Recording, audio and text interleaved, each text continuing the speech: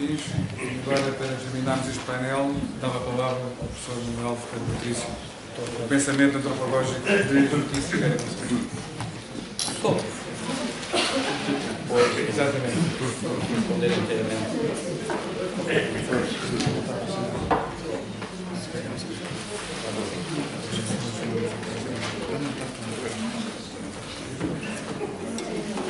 Então, muito boa tarde a todos.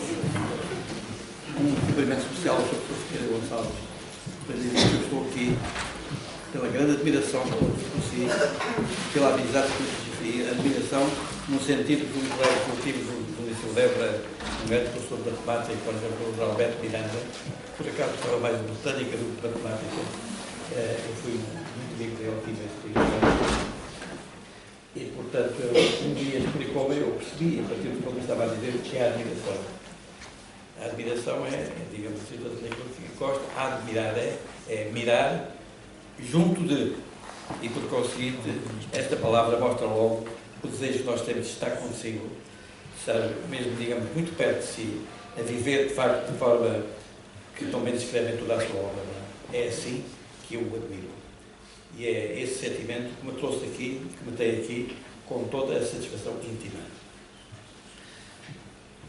Eu fui escrevendo e na primeira parte eu tive a preocupação de chamar a atenção fundamentalmente para a importância que tem agora a obra publicada do professor Ferreira Gonçalves pela imprensa nacional Casa da Moeda, nos 3 volumes que têm sido aqui mencionados. Mas não vou fazer isso porque isto, de facto, não daria algum tempo que eu não devo utilizar para esse efeito. Apenas o último período, ou perdão, os 2 últimos períodos. Ao todo, a obra põe nas nossas mãos, os 3 volumes, 1443 páginas úteis. Aqui há a acrescentar cerca de 5 páginas, entre parênteses, úteis, da apresentação. Mostrar isto representa só por si uma homenagem. E, portanto, a minha homenagem, e suponho que partilhado por todos os que estão aqui, começa por aqui. Por chamar a atenção para a importância enorme que tem a publicação das obras, que fica assim à disposição de todos nós com toda a facilidade. Há que pagar alguma coisa, em época de crise sempre esse problema preocupa as pessoas, não é verdade? Embora, como sabe, eu não tive até que ter esse problema, porque foi-me oferecida por si e ela me foi oferecida também pela Imprensa Nacional de Casa da Moeda, por pertencer ao Conselho Editorial.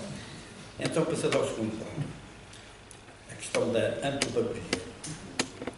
Devo talvez explicar o uso do termo antropofagia num painel que a entidade organizadora designou de outro modo: filosofia e pedagogia.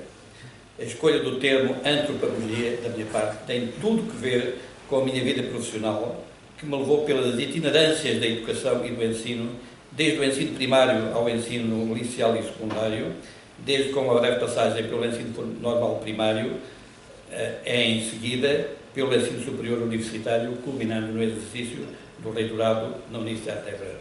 Vivi, pois, a experiência do ensino e de educação, primeiro com crianças no ensino primário, aqui em Lisboa. Eu fui professor do ensino primário na escola número 142 do Rua Orval, a escola da Rua Orval.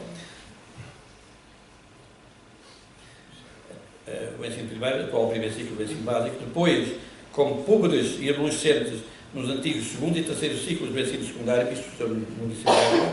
Finalmente, com adultos do ensino universitário, com uma breve, mas significativa passagem em comissão de serviço pela docência no ensino normal primário. Tive alguns meses também na escola do magistério que eu tinha frequentado como aluno. Fui adquirindo consciência da necessidade de adaptação a cada um dos públicos discentes, cada um dos quais impunha naturalmente competência para ministrar o ensino e dar fundamento e sentido a este, dava-se então o nome de pedagogia, ou no seu conjunto, ciências pedagógicas. Na Faculdade de Letras da Universidade de Lisboa, onde me licenciei em Filosofia, estudei e concluí também em simultâneo o curso de Ciências Pedagógicas, no qual fui aluno do professor Delfim Santos, o catedrático dessa área científica. A evolução social, a evolução política e a evolução científica foram, entretanto, pondo à vista o conceito e o projeto de educação permanente, que incluía a educação de adultos, mas que não se confundia conceptualmente com ela. Quem teve a sorte de aceder à leitura e ao estudo da obra de Jan Amos Komenský, Comênio Didática Magna, acabou por poder perceber rapidamente que o homem, o ser humano, é sujeito da educação ou formação ao longo de toda a vida, pelo que a base científica do trabalho dos que se devem preparar profissionalmente para trabalhar a educação, do outro, não será em rigor correspondente à pedagogia, mas a uma ciência ou complexo científico que deve ter outra designação. Quando cheguei à Universidade de Évora, foi-me entregue o encargo de organizar o que o reitor, professor Ângelo Lobo Azevedo, designou por divisão de pedagogia e educação. No vocabulário organizacional da comissão instaladora, divisão não significava o mesmo que departamento, tendo que ver com a ausência de uma ciência única dominante que constituísse um eixo em torno do qual toda a atividade científica, investigativa e docente girasse. Lembro-me que discordei, mas aceitei. Rapidamente o reitor veio a concordar com a minha discordância e por sempre fazer o que achava correto, lhe propunha e ele aprovava. Aconteceu que, ainda na década de 70, foi o nosso Instituto Universitário de Évora convidado pelo Instituto Sueco a integrar projeto deste aplicado a Portugal, centrado na educação permanente das populações alentejanas nos distritos de Évora, Porto Alegre e Beja. Nós dois, o reitor e este seu docente, visitámos a Universidade de Linköping, na Suécia, para nos inteirarmos no pensamento desse setor departamental e ser constituída e organizada em Évora a equipa que pudesse elaborar o adequado programa de ação e levá-lo à prática. Tudo isso foi feito, mas não vale a pena descrevê-lo aqui. Trabalho idêntico que se fez na Universidade do Minho. O programa que elaborámos em Évora teve de se confrontar com o problema conceptual, epistemológico no mínimo, levantado pela educação de adultos e a educação permanente. Tudo o que se poderia dizer nesta comunicação pode ser do vosso conhecimento no volume que então publicámos pela Universidade, cujo título é o seguinte: Educação de Adultos no Alentejo, contributo para a formação dos agentes educativos, publicado em 1982. Alentado volume de 416 páginas. O curso propriamente dito realizou-se na Universidade de Évora, ainda Instituto Universitário, porque passou a ser Universidade em dezembro deste ano, entre abril e junho de 79. Foi no Natal de 79 que, de facto, o Ministério da Educação transformou o Instituto Universitário em universidade. Não foi, apesar da importância que teve a experiência vivida no âmbito do acordo luso-sueco para a educação de adultos, com a liderança institucional deste projeto, que por cima descortinou o conceito explícito de antropofagia. Preparou uma consciência para isso, mas não chegou a abrir-me para o conceito. O que a memória me diz é que foi na didática magna de Comênio, na tentativa de compreensão profunda do conceito de educação, na disciplina de Teoria da Educação do primeiro semestre dos cursos de licenciatura em ensino, disciplina que sempre primei que fosse uma teoria filosófica da educação. Os meus colegas não me deixaram pôr no currículo a filosofia da educação. Tive que lhe chamar de teoria da educação, mas depois lixei-o, desculpem, e disse, há várias teorias de educação, filosófica, sociológica, psicológica, etc. E, portanto, há uma filosófica da educação. Essa é a que nós vamos estar aqui. O que a memória me diz é que foi na didática magna de Comênio, tal, a tentativa de compreensão profunda do conceito de educação, na disciplina de Teoria de Educação do primeiro semestre dos cursos de licenciatura em ensino, que isso me iluminou o espírito. Comênio cita, logo nas primeiras páginas da didática magna, a São Gregório Nazianzeno, mostrando que ele falou da educação como sendo anthropos agen, como sendo conduzir agen, o levar o homem para a plenitude de si próprio, do seu próprio ser de homem. Pensar isto é que me levou a ver que o conceito da ciência, do saber em rigor, que exprime essa ideia de São Gregório, só pode ser o de antropofagia. Depois vi por outros autores, fundamentalmente o Félix Sada, o Ricardo da Silva, professor de Filosofia de Educação da Argentina, não é? Que evidentemente eu segui e muito me ajudou. Continuo naturalmente a utilizar o termo pedagogia, mas sabendo que o termo rigoroso, a meu ver, é antropofagia. No que diz respeito ao pensamento do professor Sequeira Gonçalves acerca do saber, do conhecimento acerca da educação, penso que esse é claramente antropagógico. Conhecemos a centralidade da antropologia nesse pensamento enquanto a ciência filosófica do homem, a que nos dá o homem no seu ser. A antropologia é a ciência da formação do homem no seu ser.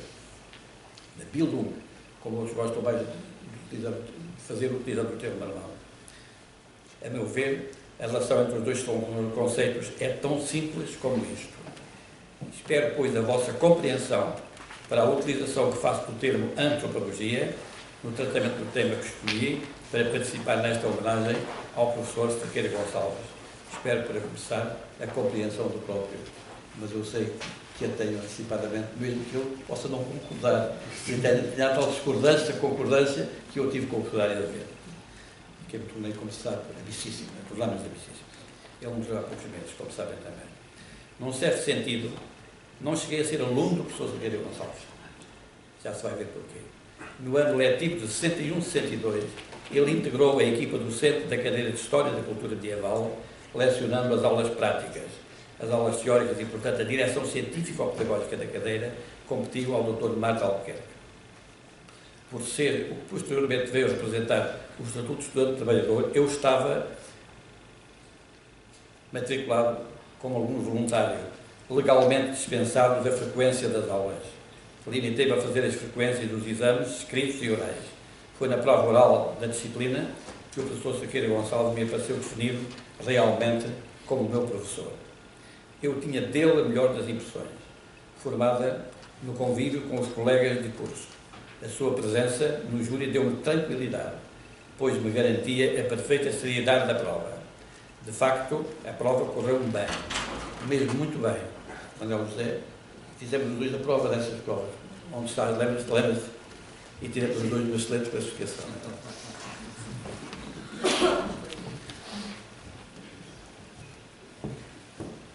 De facto, não. Fui interrogado apenas pelo Dr. Marta Albuquerque, julgo eu, não me lembro se não diz, mas sempre pensei e continuo a pensar que a presença do professor Cerqueira Gonçalves no júri constituiu uma garantia de isenção e seriedade. Não direi porquê, nós dois sabemos, mas eu sei e penso que ele sabe. É motivo para lembrar num simpósio de homenagem como é este. Dizer-me faz parte da minha homenagem. Um segundo motivo relaciona-se com as provas públicas de agregação que prestei na Universidade de Évora. O professor Cerqueira Gonçalves integrou o júri e foi arguente no trabalho que apresentei sobre Teixeira de Pessoais. O trabalho escrito que apresentei era visivelmente extenso. Eu utilizei aqui várias vezes, como é que havia de dizer isto? Cá está, visivelmente extenso. Eu falei, não li. Com isso evitei a dificuldade da cronometria. A arguição do professor Cerqueira Gonçalves foi excelente e objetiva, incluindo uma simpática e intencional referência à extensão, sentindo-me eu muito bem tratado pelo arguente. Um terceiro motivo relaciona-se com a preparação feita na Universidade de Évora para iniciar o funcionamento do curso de licenciatura em Filosofia. Era, na Universidade Évorense, uma responsabilidade que pesava sobre os meus ombros.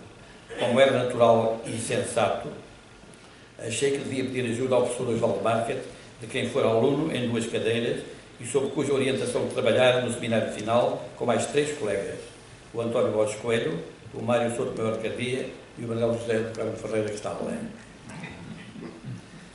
Ajuda que se estendeu à professora Irene Borges Duarte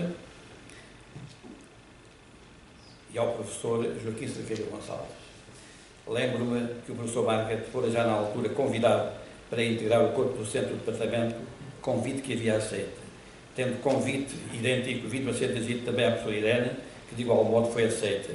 Tivemos todos uma reunião de reflexão e trabalho sobre a versão já elaborada do plano de estudos em casa do professor Marquet, tendo o professor Cerqueira Gonçalves participado, dando a sua contribuição.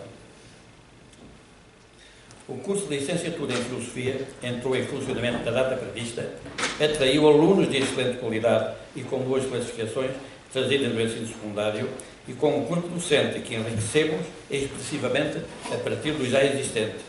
Limitar-me a mencionar neste momento inicial, além dos nomes do professor Marquet e da professora Irene, os nomes da professora Fernanda Henriques, do professor Didier Ferron, do professor António Blas Teixeira, do professor José Esteves Pereira e do professor Carlos Henrique do Carmo Silva.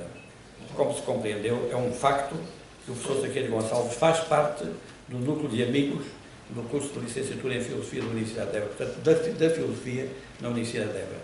O que a Universidade não esquece e que agradece, e que eu faço aqui em nome da Universidade.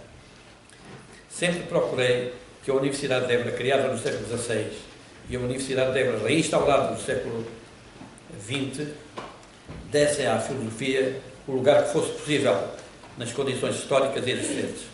O professor Saqueiro Gonçalves deu a ajuda que lhe foi pedida na altura própria. Há ainda um quarto motivo que não pode ficar esquecido, o apoio sempre dado à professora Maria Teresa Salvador dos Santos, que ela conhece bem, e que eu também conheço, porque realmente sempre compreendi, sempre senti a importância que para ela tinha o seu apoio. De facto, que há marcado profundamente como professor da Faculdade de Letras do curso de Filosofia e, portanto, isso faz parte do apoio que acabou por dar à nossa universidade, digamos, nesta área. Finalmente, evidenciarei ainda um quinto motivo de agradecimento e homenagem, lateral à universidade, de certo modo, mas direto em relação ao trabalho por nós realizado no domínio da educação, o que se liga à minha participação na Comissão de Reforma do Sistema Educativo, centralmente no que se veio a designar por Projeto de Escola Cultural. A Comissão adotou este projeto como a base primeira da reforma educativa. Senhores, se leram o texto, sabem que é assim.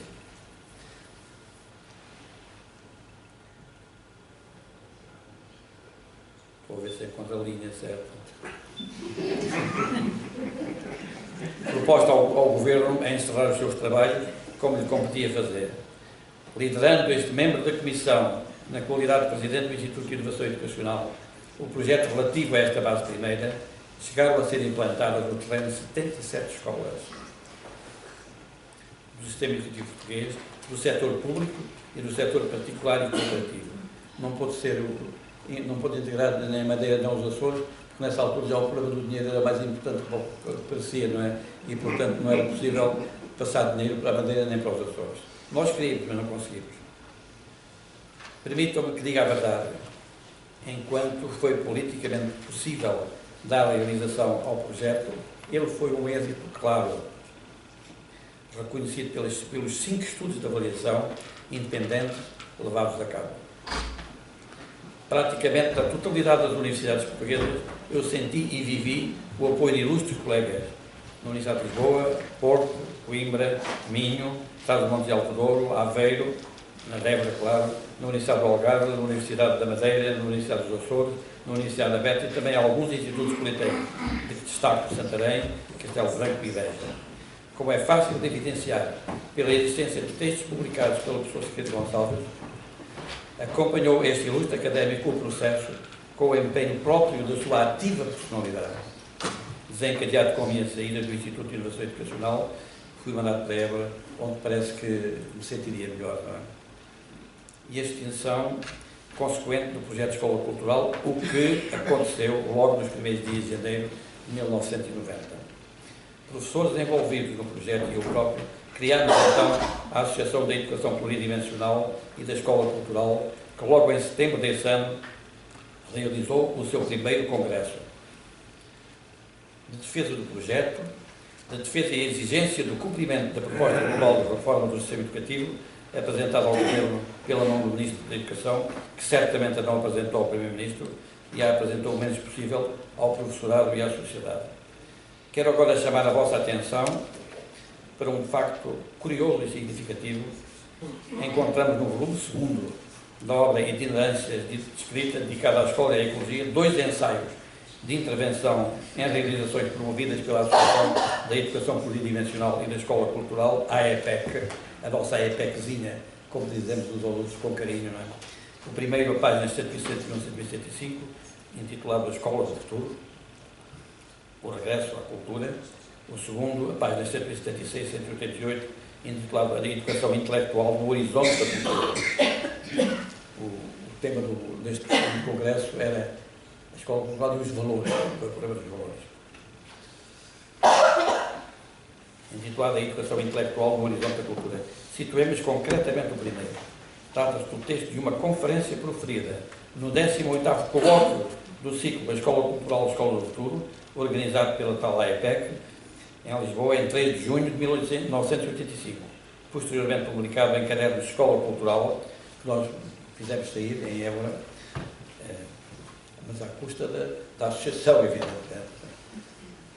Situemos o segundo, trata-se do ensaio intitulado A Educação Intelectual no Horizonte da Cultura, inserido na obra coletiva A Escola Cultural e os Valores, cujas datas foram publicadas pela Ponte Editora em 1997. E vamos ao quarto passo que eu pensei dar ainda. Não esteve o ilustre professor catedrático da Faculdade de Letras da Universidade de Lisboa desatento ao que se passava na sociedade portuguesa relativamente à educação do país, mas atento e interventivo. Neste 18º colóquio do ciclo A Escola Cultural de Escola do Futuro, começa o professor Sequeira Gonçalves com irónica solenidade assim: Sísifo sobe mais uma vez à montanha, carregando inutilmente, como sempre, o fardo que de novo lhe irá escapar. Não vou dizer que é fim de citação, já se está a perceber o que é que não é. A escola é pessimista a sua posição de base. A escola que temos parece ser uma fatalidade, diz o professor Sequeira Gonçalves. É pessimista a sua posição de base. A escola que temos parece ser uma fatalidade. A fatalidade da presença dela na cultura ocidental. A fatalidade de continuar a ser o que tem sido, sem vislumbres de ser outra coisa. Fim de citação. O pessimismo que repassa estas palavras é radical. Mas ou se aceita como a escola é, ou se rejeita porque não nutramos fantasia, é ele que o escreve. Outra coisa ela certamente não será. Isto, ainda hoje me dói ler isto. O caminho a percorrer tem depois de ser outro. Os reformadores das 3 espécies que são identificadas na intervenção ensaio do professor Sequeira Gonçalves teriam de ser capazes de tornarem-se o verdadeiro reformador. Esse teria de situar-se no tempo, o problema da historicidade está sempre presente, melhor dito, no solo vivo da historicidade, levando a realidade de agora, na qual o passado é sempre traço indelével, à sua melhor expressão, abrindo-lhe assim o horizonte do futuro. Fim de citação. Todavia, o raciocínio não abre nenhum caminho de otimismo. Diz-nos o professor Sequeira que, em boa verdade, estou a citá-lo de novo, para este efeito, a distância entre anarquistas e reformistas é quase negligenciável. Sentindo o meu Sísifo, estava também a sentir-me ao ouvir isso, não é? Uns e outros, e ouvir que eu estive lá, evidentemente. Bom, assim,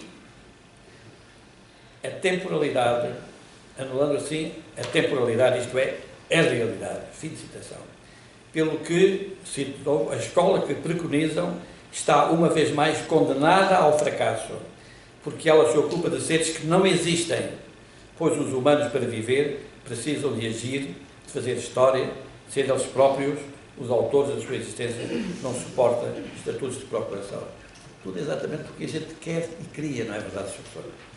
Dirigindo-se aos pedagogos e aos psicólogos, 2 dos principais reformadores, entre aspas, diz o autor que eles, cito de novo, quase nunca se debruçaram sobre a engrenagem escolar, considerando apenas a natureza dos jovens. A seu ver, afirma o professor Sequeira Gonçalves, que nem uns nem outros se apercebem do sedimento mais radical da vida humana, a memória cultural. Estamos a chegar a um ponto fundamental. É aqui que o professor Sequeira Gonçalves encontra a via superadora do pessimismo ou impossibilidade do enfrentamento do problema. Continuando a dirigir-se aos reformadores, entre aspas, diz-lhes: aí teriam a oportunidade de encontrar a escola, as suas raízes e o processo das suas perversões. Afinal, sempre há uma saída, não é? Entretanto, entrando diretamente no seu próprio caminho, que não é o dos reformadores, escrevendo os reformadores, entre aspas, evidentemente, é talvez o de outro reformador, e escreveu em itálico, ou de um reformador outro. Afirma, cito, a complexidade da instituição escolar e a sua articulação com a vida humana só podem ser sentidas por homens de cultura. Eu estou inteiramente de acordo, evidentemente. não por técnicos eruditos ou especializados, por vezes nem eruditos são, não é? Fim de citação. Consciente da escassez do tempo, disponho para apreender e compreender o pensamento que o professor Cerqueira Gonçalves quis naquela sessão apresentar aos professores associados à EPEC, seja-me lícito deixar-vos um período lapidar no seu discurso, este, fundamental a meu ver. A memória cultural é com efeito, eu digo de novo, a memória cultural é com efeito o tecido fundamental da vida humana, estando nela inscrito não o que a existência é em situação definitiva, mas o que tem sido e vai sendo, caminhando em direção a uma realização cada vez mais conseguida no meio dos zigue-zagues das contingências de uma liberdade versátil e falível. Fim de citação. Seja-me ainda permitido deixar-vos ou dar-vos ou apresentar-vos um elemento que acho muito sensível do pensamento que o professor Cerqueira Gonçalves nos levou àquele colóquio. Fim de citação. É nela, na memória cultural, ideia-chave, que se encontra simultaneamente o que há de mais irredutível na esfera individual e a integração desta no tecido universal, no universal de orientação vertical, feito pelo nexo vivo e por vezes dramático das diferentes gerações. A memória, contando com o passado, não é passado. A intencionalidade dela é mesmo o futuro. Fim de citação. Atentemos finalmente, e cito de novo, a memória alimenta-se da historicidade, que supõe a interação de todos os momentos que constituem a temporalidade. Fim de citação. Tenho estado a esforçar-me para desenredarmos e tomarmos razoavelmente visível o sentido inovador da mensagem que o professor Cerqueira Gonçalves levou àquele nosso colóquio da EPEC. Mensagem densa e difícil, orientada por o essencial do interesse e necessidade dos professores que se sentiam atraídos por um desafio de renovação antropagógica da escola genuíno. O professor Cerqueira Gonçalves não lhes fez a desfeita de evitar o pensamento na sua radicalidade. Mostrou acreditar neles e em nós, os timoneiros da EPEC. Lembrando-me aqui um pouco da carta 7ª das cartas de um poeta de Rainer Maria, não há só a carta 7ª do Platão, esta também é extraordinária, das cartas de um poeta de Deus, e ele disse, tudo o que é bom é difícil. Depois continuamos. Se uma coisa é difícil, a razão mais forte para desejar, nós continuamos a desejar esta coisa difícil. Ele não lhes apresentou, ele, professor Cerqueira Gonçalves, não apresentou a esses professores uma proposta reflexiva fácil ou facilitista, quis conduzi-los a pensar o problema com profundidade e rigor. Continuemos, pois, mais um pouco. O que o professor Cerqueira Gonçalves pensa da possibilidade de reformar a escola é que as alterações qualitativas visadas só são alcançáveis, e cito, pela transformação da própria cultura. Fim de citação. Pelo que é necessário analisar quais os nexos preferenciais entre cultura e escola sobre que deve atuar-se. Fim de citação. Para encontrar uma definição da escola, considera que é necessário descrever os elementos para o efeito insubstituíveis. Esta palavra dele. Quais são perante este problema?